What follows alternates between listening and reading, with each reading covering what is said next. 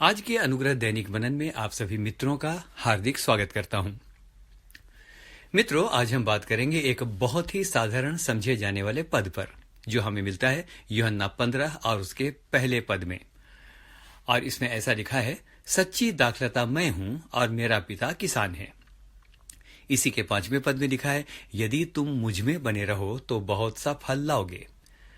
तो मित्रों, आज हम दो मुख्य बातों पर विचार करेंगे। पहली बात है दाखलता और दूसरा मुद्दा होगा विचार करने का फल।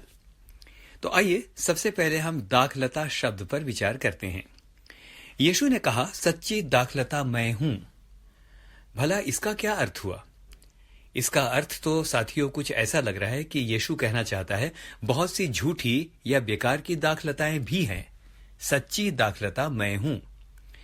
मैं कल इस्राएल की कृषि के बारे में पढ़ रहा था, तो पता चला कि इस्राएल में और भी बहुत प्रकार की दाखलताएं पाई जाती हैं। सबसे पहली दाखलता के बारे में मैंने पढ़ा आईवी वाइन। इसके बारे में लिखा था, यह थोड़ी घटिया प्रकार की और जहरीली दाख होती है। एक और प्रकार की दाख होती है और वो होती है खट्टी वाली दाख। कम गूदे वाले दाख भी होती है, जिसमें सिर्फ छिलके होते हैं, गूदा तो होता ही नहीं। जंगली दाख के बारे में भी वचन बताता है, जिससे कि दांत खट्टे होते हैं। एक और दाख के बारे में मैंने पढ़ा, and that is called the ivy creeper vine. इसकी खासियत है कि ये दाखलता तो कहलाती है, लेकिन इसमें फल होता ही नहीं है। तो मित्रों, आज हमें एक बात पर विशेष तौर से विचार करना है कि यीशु ने कहा, यदि तुम मुझ में बने रहो तो फलवंत होगे। आज बहुत प्रकार की दाखलताएं इस संसार के अंदर है। कोई खट्टी है, किसी में फल ही नहीं है, कोई मात्र बढ़ जाती है। आज के इस मनन में एक बहुत मुख्य विचार हमारा होगा कि हम किसके साथ बने रहेंगे, किस दाखलता के साथ हम चिपके रहेंगे। एक सवाल और है मेरे मित्रों कि इतने प्रकार की दाखलताएं भला कहां से आ गई? जब परमेश्वर ने अदन की वाटिका लगाई थी तो उसने सब प्रकार के फलदायी वृक्ष बनाए थे। तब तो ऐसा नहीं था। मैं नहीं समझता कि उसने घटिया प्रकार के फल लगाए होंगे। अदन की वाटिका ऐसी तो नहीं रही होगी जहां जहरीली दाखलता पैदा हो। तो फिर क्यों ऐसा हुआ? यदि आप उत्पत्ति 3 और उसके 17 को देखेंगे तो लिखा है, भूमि भी आदम और हव्वा के पाप के कारण शापित हो गई और इसकी उत्पादकता में फर्क आ गया। इसीलिए यीशु को कहना पड़ा, सच्ची दाखलता मैं हूं, क्योंकि किसान मेरा स्वर्गीय पिता है। आइए मित्रों, अब थोड़ी और गहराई में चलते हैं। सवाल है कि यीशु ने क्यों अपनी तुलना दाख से की? क्या वह नहीं कह सकता था कि मैं सच्चा अंजीर हूं, या मैं सच्चा खजूर हूं, या मैं सच्चा जैतून हूं? क्या वो नहीं कह सकता था? लेकिन मित्रों, यहां हम देखते हैं उसने अपनी तुलना दाख से ही की। इसके लिए पहले हमको वचन को थोड़ा ठीक से समझना होगा। तो पहली बात, बाइबल में किसी भी वनस्पति से ज्यादा वर्णन दाख फल का ही आया है। उन दिनों के इस्राएल में सबसे अधिक चर्चा इसी फल की होती थी। स्वयं को दाख कहने का अर्थ है मित्रों, यीशु मसीह स्वयं को दाख कहने के द्वारा अपनी मृत्यु की घोषणा कर रहा है। वो कहना चाहता है कि मैं दाख हूं, अब मैं कुचला जाऊंगा। कुचले हुए दाख का रस मेरा लहू है। मित्रों, आपको याद होगा कि अंतिम बियारी में उसने दाखरस को ही अपना लहू कहा। आइए अब इसके अगले पद पर हम विचार करें कि यदि तुम मुझ में बने रहोगे तो बहुत फल लाओगे।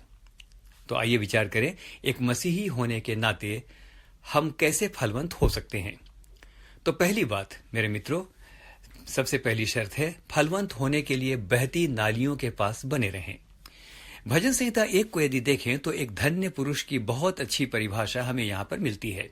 भजन संहिता 1 और 3 में लिखा है, वो ऐसे वृक्ष के समान है जो अपनी ऋतु में फलता है और जिसके पत्ते कभी मुरझाते नहीं। हाँ मित्रों, एक बात और आपके साथ कहना चाहता हूं, और वो ये है कि वचन धर्मी लोगों की तुलना वृक्षों से करता है। भजन संहिता 92 उसके 12 में देखें तो लिखा है, धर्मी लोग वृक्ष होते हैं। लेकिन सवाल है मेरे प्रियो, ठीक है हम वृक्ष तो हो गए, लेकिन हमारे लिए बहती नालियां भला कहां हैं? क्या हम भी बहती नालियों के पास लगाए गए हैं? तो उत्तर है हां। और आइए एक प्रश्न पूछते हैं अपने आप से, तो कौन सा वो सोता है जिसके किनारे हम लगाए गए? यूहन्ना 4 और उसके 14 में सामरी स्त्री को यीशु ने कहा, परंतु जो कोई इस जल में से पिएगा मैं उसे दूंगा और वह फिर अनंत काल तक प्यासा न होगा, वरन जो जल मैं उसे दूंगा वह उसमें एक सोता बन जाएगा और अनंत जीवन के लिए उमड़ता रहेगा। जी हाँ मित्रों, आइए धन्यवाद करें कि यीशु ने हमें सिर्फ बहती हुई नाली के किनारे ही नहीं लगाया है, लेकिन स्वयं हमारे हृदय को ही उसने बहती हुई उमड़ती हुई नाली या सोता बना दिया है। तो आइए कोशिश करें कि जीवन का ये उमड़ता हुआ सोता या जल हमारे जीवनों से ना सूखे। तो एक सवाल उठता है कि हमारे जीवनों से सोता कैसे सूख जाता है। शैतान तो शायद कम, लेकिन इंसान ज्यादा हमारे मनों को दूषित करते हैं। बुराई करना, चुगली करना, यहाँ की वहां करना, लालच, गंदे विचार, अहंकार जैसी कई चीजें हैं जो हमारे मन के उमड़ते प्याले को भर देती हैं। तो मित्रों, ऐसे लोगों से दूर रहकर हम अपने प्याले को सूखने से बचा सकते हैं। दूसरी बात मेरे मित्रों, फलवंत होने के लिए एक और बहुत बड़ी शर्त है। यीशु ने कहा, जो फलता है उसे वो और छांटता है। यूहन्ना 15 उसके 2 में ऐसा लिखा है। तो दूसरी शर्त है फलवंत होने के लिए कि छांटे जाने के लिए तैयार हों। मित्रों, ये फलवंत होने की शर्त है। किसी भी पेड़ में फल तब ज्यादा आते हैं जब उसे छांटा जाता है। बेशक ये एक दर्द से भरी प्रक्रिया है। यदि फल लाना है तो मुझे खुदा को कहना होगा, मुझे छांट। बहुत सारी अहंकार की डालियां, मेरी इच्छाओं की डालियां बढ़ गई हैं। मैं तुझे आज अनुमति देता हूं, मुझे तोड़, मुझे छांट। मैं बढ़ तो बहुत गया हूं, लेकिन वही अंजीर का हरा पेड़ बना हुआ हूं जिसमें फल तो नहीं है। इसे प्रभु आज मैं आपको अधिकार देता हूं, मुझे काट और छांट। मित्रों, नीति वचन 3 और उसके 11 में बहुत अच्छा लिखा है। यहां लिखा है, हे मेरे पुत्र, यहोवा की शिक्षा से मुंह ना मोड़ना, और जब वो तुझे डांटे तब बुरा ना मानना, क्योंकि यहोवा जिससे प्रेम रखता है उसको डांटता है, जैसे कि बाप उस बेटे को जिसे वह अधिक चाहता है। तो मित्रों, फलवंत होने के लिए आइए आनंद के साथ छांटे जाने को हम तैयार हो जाएं। आपको पता है, जिस हीरे में सबसे अधिक कट लगते हैं वह सबसे अधिक चमकता है। सोना जो सबसे अधिक तपाया जाता है वही मूल्यवान हो जाता है। यही कारण है कि रोमियो 5 और उसके 3 में लिखा है, हम अपने क्लेशों में भी घमंड करें, क्योंकि क्लेश से धीरज उत्पन्न होता है।